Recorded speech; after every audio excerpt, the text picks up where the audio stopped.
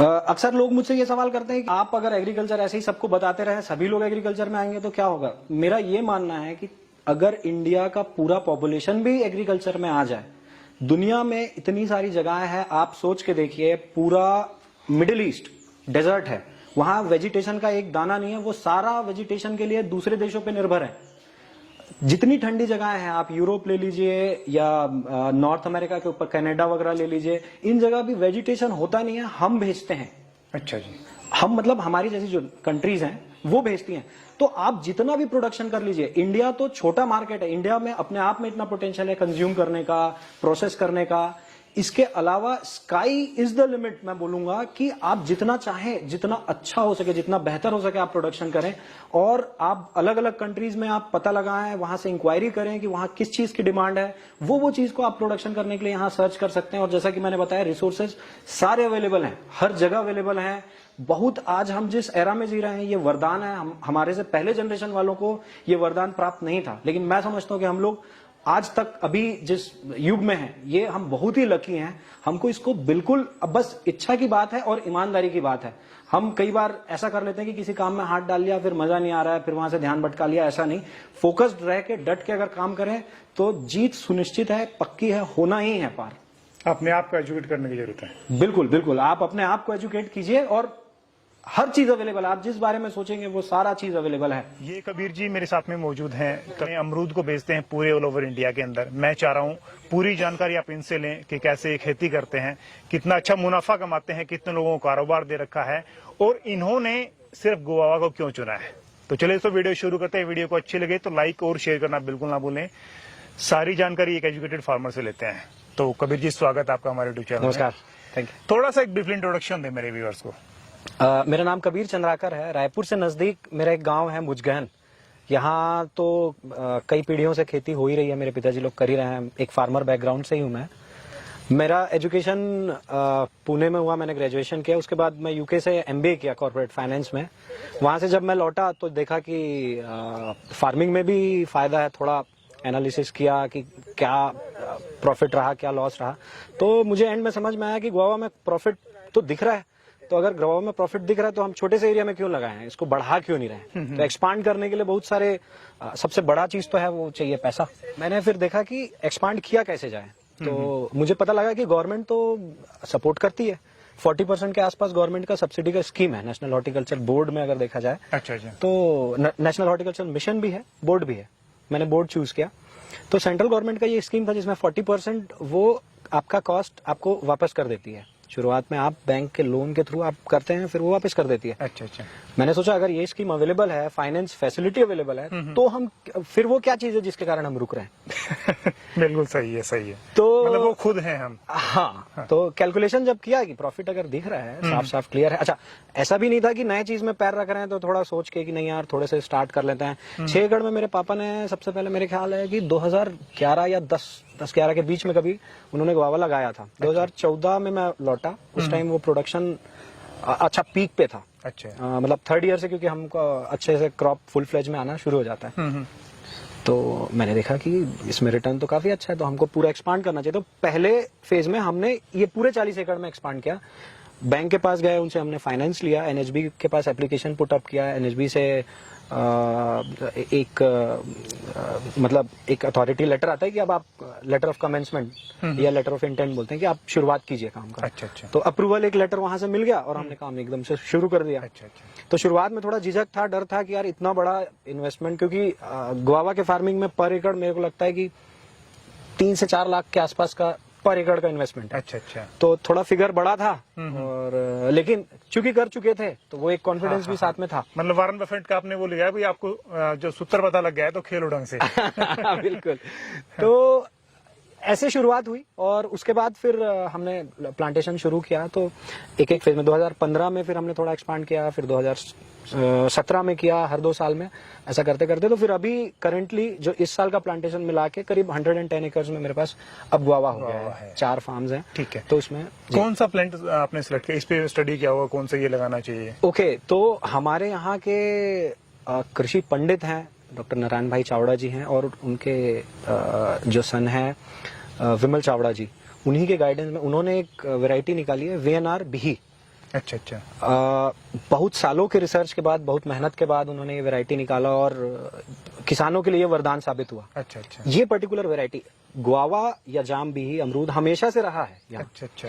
लेकिन ये उस रूप में नहीं रहा है कि इसको हम बहुत दिनों तक या बहुत दूर तक ट्रांसपोर्ट करके ले जा सकें अच्छा अच्छा। और उससे व्यापारियों को भी फायदा हो और खाने वाले को वैसा का वैसा वो इंटैक्ट फ्रूट मिले। अच्छा जी। इसके पहले जो देसी गुआवा होता था, देसी गुआवा स्वाद में बहुत अच्छा होता है, उसमें कोई कमी नहीं है। उसमें प्रॉब्लम यह है कि आप उसको ट्रांसपोर्ट नहीं कर सकते। अच्छा अच्छा। पेरिशेबिलिटी का इशू है। आप तोड़े और उसी दिन शाम तक वो बिक जाए और आप खा लिए या अगले दिन तक खा लिए तो ठीक है। तो अच्छा है। सभी के पास फ्रिज होता नहीं है, बिल्कुल बिल्कुल ठीक है। तो इसलिए वो वीएनआर बिही हमने चूज किया और वीएनआर बिही है जो यहाँ आप देख रहे हैं। ज्यादातर वीएनआर बिही पे हम लोग काम कर रहे हैं। अच्छा अच्छा। तो इसमें फ्रूट की क्वालिटी बहुत ही शानदार होती है। अच्छा, इसका जो ग्रोथ है, आप अगर मेरे पीछे देख पा रहे होंगे तो इसमें फ्लावरिंग मैं आपको दिखाऊं तो आप सिर्फ ये एक बंगाल का एक पोर्शन है। इसमें आप देखिए कितने फ्रूट है, 1 2 3 4 5 6 7, सिर्फ इस एक टहनी में 7 फ्रूट है। अच्छा अच्छा। 350 ग्राम का अगर इसका एवरेज आता है तो करीब ये होता है 2.25 किलो के आसपास, सिर्फ एक टहनी में। एक टहनी में, जिसको मैं हाथ में पकड़ा हूँ इसमें। बिल्कुल जी। हालांकि इट इज नॉट एडवाइजेबल कि हम ये पूरा फ्रूट लें, क्योंकि प्लांट का हेल्थ का भी ध्यान रखना पड़ता है। मोर ओवर ये जो है, ये जो डंडी है, ये उसका वेट ले नहीं पाएगा। बिल्कुल। जैसे आप यहाँ पे देख रहे हैं, ये 2 फ्रूट है, 3 फ्रूट है, सॉरी, तो 3 फ्रूट मिलके ये 1 किलो बन जाएगा। और ये डंडी इतनी पतली है कि इसके नीचे 1 किलो लटका दें आप तो क्या हाल होगा, टूट जाएगी। ठीक है। हालांकि इसका वजन 500 ग्राम, 800 ग्राम और 1200 ग्राम तक भी जाता है एक फ्रूट का। एक सिंगल फ्रूट का रिकॉर्ड मेरे ख्याल से 1400 ग्राम तक का भी है। आपने किया खुद ये? 1100 1150 तो हमारे यहाँ निकला है। अच्छा अच्छा। हमारे यहाँ खुद निकला हुआ है। अच्छा। लेकिन बहुत जो बड़ा साइज है वो भी मार्केट में उतना एक्सेप्टेबल नहीं। जो सबसे कंफर्टेबल साइज है वो अंडर 500 ग्राम का अभी जो मार्केट डिमांड है। अच्छा अच्छा। क्योंकि एक अगर वो कटे तो एक फैमिली पूरा खा के एक बार में खत्म कर ले। अच्छा, कितने केजी एक प्लांट से इसका प्रोडक्शन आता है? अभी हम लोग रफली 50 to 55 केजी कुछ ले रहे हैं। अच्छा, कौन से साल से शुरू हो जाता है? दूसरे या तीसरे साल? देखिए, इसमें सबसे इम्पोर्टेंट पार्ट है कि ये नीचे से ग्राफ्टेड का प्लांट है। अच्छा। तो आधा जो हिस्सा दिख रहा है आपको, वो नीचे का जो आधा हिस्सा दिख रहा है वो देसी प्लांट है। ठीक है। वो रूट स्टॉक है। इसके ऊपर जो सायन लगा हुआ है वो वीएनआर है। अच्छा जी। तो ये जो ऊपर मैं हाथ से समझाता हूँ, ये अगर रूट स्टॉक है, इसके ऊपर हम ग्राफ्ट करते हैं वीएनआर। हाँ, कलम किया हुआ। कलम किया हुआ है। तो ये जो कलम होता है, ये जहाँ से आया है, उस पौधे की उम्र तो 20 साल है। अच्छा अच्छा। तो ये काफी पुराना है। तो ये जब यहाँ लगा, तो जिस दिन ये लगा उसी दिन से ये फ्रूटिंग में आ जाता है। अच्छा, उसी दिन से आ जाएगा? ये उसी दिन से फ्रूटिंग में आ जाता है। आप लेना कब शुरू करते हैं? हम लेना तब शुरू करते हैं, वो सारा चीज डिपेंड करता है कि इसका तना उतना मजबूत हो जाए कि वो उसको बियर कर पाए। अच्छा अच्छा। उसको होल्ड कर पाए। ठीक है। तो इसके लिए आप देखेंगे कि यहाँ ये पोल्स लगे हुए हैं और इसमें वायर दौड़ा हुआ है। ठीक है। ये इसको सपोर्ट करने के लिए, जब ये छोटा होता है तो। अच्छा अच्छा, रोकने के लिए इसको? रोकने के लिए। तो इसके सहारे बचपन में जब ये छोटा होता है, या ये जो डंगालियां जो ऐसे गिर रही हैं यहाँ, हाँ। इसमें अगर जब ये बड़ा हो जाएगा तो इसको लेके हम उसमें बांध देंगे। अच्छा जी। ताकि इसके ऊपर लोड ना हो, नहीं तो ये पूरा का पूरा प्लांट गिर जाएगा। ठीक है। तो फ्रूटिंग पूरा डिपेंड करता है कि आप कितनी जल्दी प्लांट का तना मोटा कर ले रहे हैं। अच्छा अच्छा। इस बात पे तो वैसे आपका जवाब ये है कि 1 साल में भी कम फ्रूट से शुरुआत हो सकती है। अच्छा। फुल फ्लेज में जाना है तो लगभग 3 साल। 3 साल? हाँ, मतलब प्लांटेशन के 3rd ईयर से शुरू करना। अच्छा, पहले साल कुछ फ्रूट लेते हैं? कुछ, हाँ, थोड़ा सा लेते हैं, बिल्कुल नहीं के बराबर। अच्छा, बिल्कुल नहीं के बराबर। अच्छा, इसके बाद मैं बात करता हूँ कि आप मैक्सिमम कितना, मान लो आपके पास 13 साल पुराना भी प्लांट है, आप रिकॉर्ड तो देखिए, छत्तीसगढ़ में 35 टन पर एकड़, 35,000 किलो पर एकड़ तक का है। कितने प्लांट से? करीब 450 प्लांट, 440 कुछ आता है। एक एकड़ में 450 प्लांट लगाते हैं लगभग। कितनी दूरी पे कितना रहता है डिस्टेंस? ये 12/8 के डिस्टेंस में लगता है। 12/8 में? अच्छा अच्छा, ठीक है। सारा आपने ड्रिप इरिगेशन से कर रखा है? हाँ, इसमें डबल ड्रिप लाइन चलता है। अच्छा। प्लांट के दोनों साइड रेस्ड बेड बनता है। बेड इसलिए बनाते हैं क्योंकि इसका जो रूट जोन है वो उसमें अच्छी तरह से फैल जाए। जी हाँ जी। और उसको थोड़ा पोला मिट्टी मिलता है। अच्छा। तो वहाँ वो अच्छे से फैल पाता है। और दोनों तरफ जब आप पानी देते हैं तो जहां आप पानी देंगे वहां जड़ फैलेगा। अच्छा अच्छा। तो कुछ लोग इसमें बटन ड्रिपर लगा देते हैं, तो उससे क्या होता है, जहां पे पानी मिलता है वहीं रूट रह जाता है। अच्छा अच्छा। इसमें होना चाहिए, हर एक फीट पे आपका ड्रिपर होना चाहिए, ताकि वो अच्छी तरह से पूरे जो ये बेड है, रेस्ड बेड मांदा बोलते हैं यहाँ, इसमें वो अच्छी तरह से फैल जाए। जी, ठीक है। तो रूट जोन जितना आपका मजबूत रहेगा उतना अच्छा वो फर्टिगेशन उठाएगा और उतना अच्छा आपको प्रोडक्शन मिलेगा। अच्छा, अब बात करते हैं इसकी सेल के लिए। मान लो तो सेल कहाँ पे करते हैं, क्या तरीका आपका बिक्री का? सेल देखिए, ऑल ओवर इंडिया तो अभी हम कर ही रहे हैं। एक्सपोर्ट हम डायरेक्टली नहीं कर रहे हैं, लेकिन जिनको हम सप्लाई करते हैं वो लोग एक्सपोर्ट भी कर रहे हैं। अच्छा अच्छा। एक्सपोर्ट के कुछ एक ऑप्शंस भी हमने तलाशे हैं, तो हो सकता है अभी नियर फ्यूचर में हम डायरेक्टली भी एक्सपोर्ट करने लगे। अभी सबसे अच्छा मार्केट इसका जितने मेट्रो सिटीज हैं वो ये गुआवा हाई डिमांड में है। अभी मैं आपको अपनी पैकेजिंग वगैरह दिखाऊंगा, उसमें हमने एप्पल से कंपैरिजन करके रखा है इसको।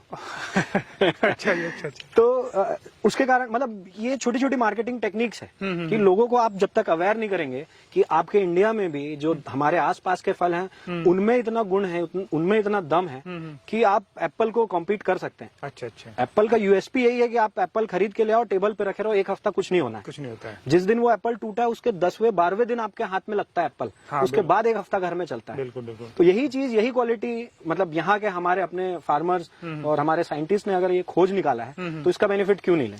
कितने दिन तक रुक जाता है ये फ्रूट? 15 दिन वेरी इजीली। आप कितने दिन रोकते हैं मान लो, या फिर आपका नहीं, हम लोग तो ये कोशिश करते हैं जिस दिन हार्वेस्ट हुआ उसी दिन हम डिस्पैच कर दें। डिस्पैच कर दें। तो मैक्सिमम टाइम वो जो एंड यूजर है, जो उसको खाने वाला है, उसके टेबल पे या उसके घर पे बीते। अच्छा अच्छा। क्या जरिया है आपने, चलो आप तो पुराने फार्मर हैं, कोई नया शुरू करता है मान लो गुआवा फार्मिंग का, तो मार्केटिंग कैसे बनाए वो, इसका मतलब कैसे? मैंने जो टेक्निक खुद अपनाई थी वो ये था कि मैं गाड़ी उठा के इंडिया के जितने बड़े शहर हैं, हैदराबाद से मैंने चालू किया, हैदराबाद, भुवनेश्वर जो मेरे आसपास हैं, जी हाँ जी, नागपुर, जबलपुर, मुंबई, इन सभी मंडियों में आप जाएं, अच्छा, वहां के डीलर्स के साथ मिलें, वहां पैटर्न देखें कि कैसे गुआवा कैसे आ रहा है, कैसे बिक रहा है, कैसे पैकेजिंग हो रहा जी है, हाँ जी। उनका डील कैसे हो रहा है, ट्रांसपोर्टेशन कैसे हो रहा है। अच्छा अच्छा लोग अक्सर मेरे से सवाल करते हैं कि यार आप यहाँ से दिल्ली तक भेजते हो तो ट्रांसपोर्टेशन ही बहुत लग जाता होगा। अच्छा अच्छा। मेरे पास एक बड़ा अच्छा जवाब होता है कि साहब टाटा का नमक कितने रुपए किलो में मिलता है? मेरे ख्याल से 10 या 15 रुपए किलो में मिलता है। 15 रुपए 20 रुपए। तो 15 रुपए किलो में रिटेलर कमा रहा है, पैकेजिंग हो रहा है, लोडिंग हो रहा है, ट्रांसपोर्टेशन हो रहा है, फिर भी वो प्रॉफिट में है। प्रॉफिट में है। तो ऐसा कैसे होता है? अच्छा अच्छा। या कोई भी चीज अगर इतनी सस्ती हमको मिल रही है, इसका मतलब यह ट्रांसपोर्टेशन कॉस्ट बहुत मेजर कॉस्ट नहीं होता कभी भी। यहाँ से रायपुर से दिल्ली करीब 1100 किलोमीटर होगा, 11 साढ़े 1100 किलोमीटर। ठीक है। इसका कॉस्ट ऑफ ट्रांसपोर्टेशन मैक्सिमम आएगा तो 5 रुपए किलो, 5 रुपए केजी।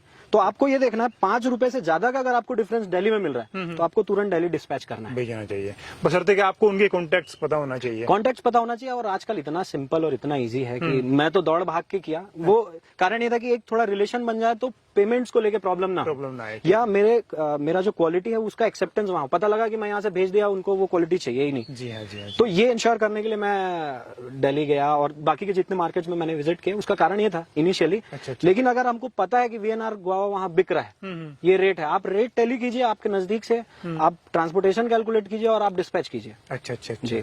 कितने रेट में आपका सेल होता है, मैक्सिमम टू मिनिमम? मैक्सिमम शुरुआत तो मेरे ख्याल से जब सीजन स्टार्ट होता है तो 100 के आसपास से शुरुआत होता है। अच्छा। 100 रुपीज पर केजी से। अच्छा अच्छा। और जब बहुत सीजन डाउन हो जाता है, कई बार जैसे गर्मियों में अगर आम आ गया तो उसके साथ क्लैश होता है तो नीचे आ जाता है। बारिश के मौसम में थोड़ा कुछ एक टाइम ऐसा आता है कि जब ज्यादा बारिश है तो लोग नहीं पसंद करते, उस टाइम कभी डाउन हो जाता है। अच्छा। मोरओवर सप्लाई पे डिपेंड करता है, जैसे दिसंबर जनवरी के महीने में बहुत ज्यादा सप्लाई हो जाता है, काफी ठंड होती है तो थोड़ा सा मार्केट नीचे आता है। अच्छा अच्छा। तो एवरेज अगर मैं बताऊं तो 30 रुपए के आसपास का एवरेज अभी पर ईयर हमारा आ ही रहा है। अच्छा अच्छा। अच्छा, इसमें मान लो मैं प्रॉफिट मार्जिन की बात करूं तो आप तो एजुकेटेड बंदे हैं, आपने तो सारा कैलकुलेशन निकाल रखा होगा। जी। तो क्या मार्जिन रहता है? देखिए वो भी बड़ा ये सब्जेक्टिव है, मतलब ये फार्मर टू फार्मर वेरी करता है। और बहुत छोटी छोटी चीजों में ये जो प्रॉफिटेबिलिटी है वो बदल जाता है। एक जरा सा मैं एग्जांपल देता हूँ, मैं आपका जवाब जरूर दूंगा। मैं इससे पहले मैं बता देता हूँ दोस्तों, मार्जिन की बात की जाए, मेरे ख्याल से आप लोग कमेंट करते, मैं सवाल नहीं पूछता क्योंकि ये रियल में आपका कितना इन्फॉर्मेशन आपको इसके बारे में पता है, मार्केटिंग आपको, ट्रांसपोर्टेशन आपका, इनपुट कॉस्ट कितना है, प्रोडक्शन कैसा है आपका, सारी चीजें वेरी करती है। लेकिन फिर भी जनरली मैं कभी जी पूछ लेता हूँ, थोड़ा सा आइडिया दे रफली। तो मेरा ये कहना था कि जैसे ये अगर एक फ्रूट है, जी हाँ, इस पे मैं बैगिंग करूं, मैं आपको एक ये भी दिखाता हूँ, ये काम की चीज है, किसान भाइयों का ये काम आएगा। ये हम इसमें ट्रिपल लेयर बैगिंग करते हैं। अच्छा। ये पेपर है, इसके अंदर ये पॉलीथीन है, ठीक है, पॉलीथीन के अंदर फोम नेट है। अच्छा जी। फोम नेट का काम ये है, एक दूसरे से ऐसे जब ये टकराएगा या जब इसको तोड़ के अपन कैरेट में रखेंगे तो उस टकराने से जो चोट पहुंचती है उसको, स्क्रैचेस होते हैं, हाँ, जो जहां से चोट लगेगी वहीं से वो सड़न चालू हो जाएगा। अच्छा अच्छा। तो उससे बचाने के लिए फोम नेट, ये पॉलीथीन बचाता है कोई भी कीड़े, जैसे बाहर में कीड़े अगर घूमेंगे भी तो वो अंदर नहीं घुस पाएगा। अच्छा। और ये एंटी फॉग है, आप देखेंगे पूरा पानी नीचे जमा होके यहाँ से होल होता है, इस होल से वो बाहर आ जाता है, बाहर आएगा। तो ये एंटी फॉग पॉलीथीन। और लास्ट में सूरज की सीधी रोशनी से बचाने के लिए शेड के लिए ये पेपर यूज करता है। इससे इसका कलर एकदम इवन आता है, एक जैसा कलर आएगा, लाइट स्किन टोन इसका रहेगा, बहुत सुंदर दिखता है फल। ठीक है। ट्रिपल बैगिंग करने का खर्चा करीब करीब 8 रुपए केजी है। 8 रुपए केजी आता है। हाँ, अगर मैं 20 टन प्रोडक्शन लेता हूँ तो 1,60,000 सिर्फ इसको लगाने का खर्चा है अच्छा अच्छा अच्छा। और इसके पैकिंग का खर्चा है। शुरुआत में कई किसान भाई ये गलती करते हैं कि यार हम बैगिंग नहीं करते और ऐसे ओपन फ्रूट को हम सोचते हैं कि मैं मार्केट में बेचेंगे। तो इसका अगर आप ऐसे बेचेंगे तो ये 10 रुपए का बिकेगा। 10 रुपए किलो जाएगा। हाँ, और मैं अगर बता रहा हूँ 100 रुपए किलो का बिकता है तो वो बहुत भ्रामक होगा। बहुत भ्रामक। तो इसीलिए वो बड़ा सब्जेक्टिव है। बट फिर भी जो मेरी प्रैक्टिस है उसमें हम लोग करीब करीब अभी 2 से 2.5 लाख रुपए के आसपास पर एकड़ सेव कर ले रहे हैं। सेव कर लेते हैं इजीली। काफी अच्छा है। अच्छा, फ्रूट और वेजिटेबल फार्मिंग भी करते हैं, दोनों कंपैरिजन में कौन सा बेस्ट रहता है? क्रॉप का मेरा जो अनुभव है वो मैंने देखा है और मैंने फेलो फार्मर्स का भी एक्सपीरियंस पूछा तो कुछ एक क्रॉप ऐसी होती है जो पर्टिकुलर एक फार्मर को सूट कर जाती है। जैसे मैंने जब शुरुआत की वेजिटेबल में, मैंने मिर्च से शुरुआत की तो मिर्च शुरुआत में मुझे बड़ा सूट किया, मुझे बड़ा इजी लगा यार नहीं मिर्च करना चाहिए। अच्छा, क्योंकि जैसी हमको इन्फॉर्मेशन उसके बारे में मिल जाती है और एक दो क्रॉप जब हाथ से निकल जाता है, हम खुद हाथ से अपना किए हुए होते हैं तो हम उसके पैटर्न को स्टडी करना, उसमें क्या क्या बीमारियां आ सकती हैं, क्या क्या आप फर्टिलाइजर यूज करेंगे तो कैसा ग्रो करेगा, वो समझ में आ जाता है। बेसिक फर्क वेजिटेबल और इसमें यह है, वेजिटेबल है सब कुछ डिपेंड करता है वेजिटेबल का मार्केट पे। अगर आपका मार्केट बहुत अच्छा है तो वेजिटेबल में आप इससे 4 गुना भी कमा सकते हैं, संभावनाएं हैं उसमें। और ये जो है मतलब वो छोटा दाम है समझिए। अच्छा। और फ्रूट जो है ये थोड़ा सा कंपेरेटिवली स्टेबल है और आपके पास शुरुआत में होल्डिंग कैपेसिटी है। किसान होने के तौर पे अगर आप 3 साल तक 3 से 4 लाख रुपए एकड़ में लगा के होल्ड करने की कैपेसिटी रखते हैं तो आपको फ्रूट में जाना चाहिए। आपको इंस्टेंट अगर रिटर्न चाहिए, अगर मैं खीरा जैसी फसल की बात करूं तो आप जिस दिन सीड लगाए 40वें दिन आपके हाथ में वापस पैसा आना स्टार्ट हो जाए, शुरू होता है। बिल्कुल सही है। तो अगर वैसा पैटर्न में जाना है तो फिर सब्जियां ज्यादा अच्छी है उसमें जाए। ठीक है। तो ये दोनों का टेस्ट पे डिपेंड करता है किस फार्मर को क्या अच्छा लगता है। अच्छा, सवाल और जवाब तो बहुत सारे हैं, वीडियो काफी लंबी हो सकती है, लेकिन मैं आखिरी सवाल पे वीडियो को समापन करना चाहूंगा। आप फार्मर्स को या युवा जो इस लाइन में काम करना चाहें, फार्मिंग सेक्टर में आना चाहें तो क्या सलाह देना चाहेंगे? जितने भी युवा भाई लोग हैं मेरे या जितने भी फार्मर्स हैं, युवा हो कैसे भी हो, आप सब एक चीज ध्यान रखिए कि खेती करने के लिए जितने तरह की जानकारी हमको चाहिए ये सारी जानकारियां YouTube में तो अवेलेबल है, गूगल में अवेलेबल है। आसपास के बहुत सारे किसान हैं जो हमेशा रेडी हैं कि आपको इन्फॉर्मेशन देंगे। आप अंदर से चाहिए इच्छा शक्ति, आप एक बार मन में ठान लीजिए कि मुझे फार्मिंग करनी है और एक क्रॉप जो आपको सूट करता है वो आप अगर तय कर लें और उसके बाद उसके संबंधित जितनी जानकारियां वो आप इकट्ठी कीजिए। पैसों की दिक्कत के बारे में मैंने डिस्कस किया, NHB जैसी और बहुत सारी गवर्नमेंट की एजेंसीज हैं जो आपको फंडिंग देंगी, बैंक आपको फंडिंग देगा। हम मेरे जैसे और बहुत सारे किसान हैं, मैं तो बहुत छोटा सा किसान हूँ, काफी सारे किसान हैं जो बहुत हमेशा रेडी रहते हैं। मेरे कंसल्टेंट हैं जिनके गाइडेंस में मैंने फार्मिंग स्टार्ट किया। अच्छा। ऐसे बहुत सारे लोग अब एग्रीकल्चर में मुझे लगता है कि अवेलेबल हो गए। तो इन्फॉर्मेशन का जो बैरियर है वो अब नहीं रहा। अच्छा। मतलब हम बोलते हैं ना कि आईटी रिवॉल्यूशन में जी रहे हैं, आईटी का एरा है। तो आईटी का मतलब ही यही है कि इन्फॉर्मेशन एक आदमी तक नहीं रहा और आपके पास इन्फॉर्मेशन है। और सबसे बड़ी ताकत मुझे लगता है कि आज की तारीख में इन्फॉर्मेशन है। पैसे लगाने के लिए तो काफी सारे लोग बैठे हैं और पैसा कहीं समस्या नहीं है, जानकारी कहीं समस्या नहीं है, इच्छा शक्ति समस्या है। आपको ठानना पड़ेगा, आपको तय करना पड़ेगा कि नहीं मुझे करना है। बिल्कुल, तो आप बिल्कुल करके निकल जाएंगे। तो दोस्तों ये वीडियो आपने देखी है, वीडियो को लाइक और शेयर करना बिल्कुल ना भूलें। ज्यादा जानकारी के लिए नहीं, मैंने स्क्रीन पर और नीचे डिस्क्रिप्शन में कबीर जी के नंबर दे दिए हैं। और मैं चाहूंगा कोई इनोवेटिव फार्मर्स अगर अपनी जानकारी हमारे चैनल पे, हमारे पेज पे शेयर करना चाहता है तो मेरे व्हाट्सएप नंबर स्क्रीन पर चल रहे हैं, डिस्क्रिप्शन में भी है। मुझे अपनी डिटेल वगैरह, वीडियो क्लिप्स या फोटो वगैरह भेजें ताकि मैं हम उनसे संपर्क करें। कबीर जी बहुत बहुत धन्यवाद आपका। बहुत बहुत धन्यवाद आपका। तो ये सर हमारे गुआवा का बॉक्स है, ये 20 kg का बॉक्स है। ठीक है। इसमें हम पहले नीचे एक पेपर लगा लेते हैं।